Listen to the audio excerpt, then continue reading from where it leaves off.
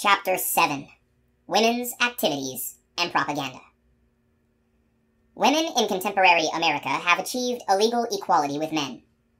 This does not mean that their activities are identical with those of men. Women in the mass still have special interests and activities in addition to their economic pursuits and vocational interests. Women's most obvious influence is exerted when they are organized and armed with the weapon of propaganda. So organized and armed, they made their influence felt on city councils, state legislatures, and national congresses, upon executives, upon political campaigns, and upon public opinion generally, both local and national. In politics, the American women today occupy a much more important position from the standpoint of their influence in their organized groups than from the standpoint of the leadership they have acquired in actual political positions or in actual office holding. The professional woman politician has had, up to the present, not much influence, nor do women generally regard her as being the most important element in question. Ma Ferguson, after all, was simply a woman in the home, a cat's paw for a deposed husband. Nellie Ross, the former governor of Wyoming, is from all accounts hardly a leader of statesmanship or public opinion. If the suffrage campaign did nothing more, it showed the possibilities of propaganda to achieve certain ends. This propaganda today is being utilized by women to achieve their programs in Washington and in the states. In Washington, they are organized as the Legislative Committee of 14 women's organizations, including the League of Women Voters, the Young Women's Christian Association, the Women's Christian Temperance Union, the Federation of Women's Clubs, etc. These organizations map out a legislative program and then use the modern technique of propaganda to make this legislative program actually pass into the law of the land. Their accomplishments in the field are various. They can justifiably take the credit for much welfare legislation. The 8-hour day is theirs. Undoubtedly, prohibition and its enforcement are theirs, if they can be considered an accomplishment. So is the Shepherd-Towner Bill, which stipulates support by the central government of maternity welfare in the state governments. This bill would not have passed had it not been for the political prescience and sagacity of women like Mrs. Vanderlip and Mrs. Mitchell. The federal measures endorsed at the first convention of the National League of Women Voters typify social welfare activities of women's organizations. These covered such broad interests as child welfare, education, the home and high prices, women in gainful occupations, public health and morals, independent citizenship for married women, and others. To propagandize these principles, the National League of Women Voters has published all types of literature, such as bulletins, calendars, election information, has held a correspondence course on government and conducted demonstration classes and citizenship schools. Possibly the effectiveness of women's organizations in American politics today is due to two things. First, the training of a professional class of executive secretaries or legislative secretaries during the suffrage campaigns, where every device known to the propagandist had to be used to regiment a recalcitrant majority. Secondly, the routing over into peacetime activities of the many prominent women who were in the suffrage campaigns and who also devoted themselves to the important drives and mass influence movements during the war. Such women as Mrs. Frank Vanderlip, Alice Ames Winter, Mrs. Henry Moskowitz, Mrs. Florence Kelly, Mrs. John Blair, Mrs. O.H.P. Belmont, Doris Stevens, Alice Paul come to mind.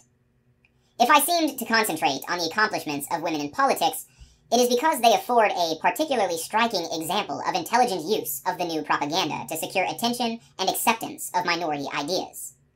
It is perhaps curiously appropriate that the latest recruits to the political arena should recognize and make use of the newest weapons of persuasion to offset any lack of experience with what is somewhat euphemistically termed practical politics. As an example of this new technique, some years ago, the Consumers Committee of Women, fighting the American Valuation Tariff, rented an empty store on 57th Street in New York and set up an exhibit of merchandise tagging each item with the current price and the price it would cost if the tariff went through. Hundreds of visitors to this ship rallied to the cause of the committee. But there are also non-political fields in which women can make and have made their influence felt for social ends, and in which they have utilized the principle of group leadership in attaining the desired objectives. In the General Federation of Women's Clubs, there are 13,000 clubs. Broadly classified, they include civic and city clubs, mothers and homemakers clubs, cultural clubs devoted to art, music, or literature, business and professional women's clubs, and general women's clubs, which may embrace either civic or community phases, or combine some of the other activities listed. The Women's Club is generally effective on behalf of health education, in furthering appreciation of the fine arts, in sponsoring legislation that affects the welfare of women and children, in playground development and park improvement, in raising standards of social or political morality, in homemaking and home economics, education, and the like. In these fields, the Women's Club concerns itself with efforts that are not ordinarily covered by existing agencies, and often both initiates and helps to further movements for the good of the community. A club interested principally in homemaking and the practical arts can sponsor a cooking school for young brides and others. An example of the keen interest of women in this field of education is the cooking school recently conducted by the New York Herald Tribune, which held its classes in Carnegie Hall, seating almost 3,000 persons. For the several days of the cooking school, the hall was filled to capacity, rivaling the drawing power of a McCormick or a Paderewski, and refuting most dramatically the idea that women in large cities are not interested in housewifery. A movement for the serving of milk in public schools, or the establishment of a baby health station at the Department of Health, will be an effort close to the heart of a club devoted to the interests of mothers and child welfare. A music club can broaden its sphere and be of service to the community by cooperating with the local radio station in arranging better musical programs. Fighting bad music can be as militant a campaign and martial as varied resources as any political battle. An art club can be active in securing loan exhibitions for its city. It can also arrange traveling exhibits of the artwork of its members or show the artwork of schools or universities. A literary club may step out of its charmed circle of lectures and literary loins and take a definite part in the educational life of the community. It can sponsor, for instance, a competition in the public schools for the best essay on the history of the city or on the life of its most famous son. Over and above the particular object for which the Women's Club may have been constituted, it commonly stands ready to initiate or help any movement which has for its object a distinct public good in the community. More important, it constitutes an organized channel through which women can make themselves felt as a definite part of public opinion. Just as women supplement men in private life, so they will supplement men in public life by concentrating their organized efforts on those objects which men are likely to ignore.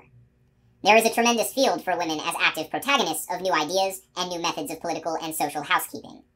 When organized and conscious of their power to influence their surroundings, women can use their newly acquired freedom in a great many ways to mold the world into a better place to live.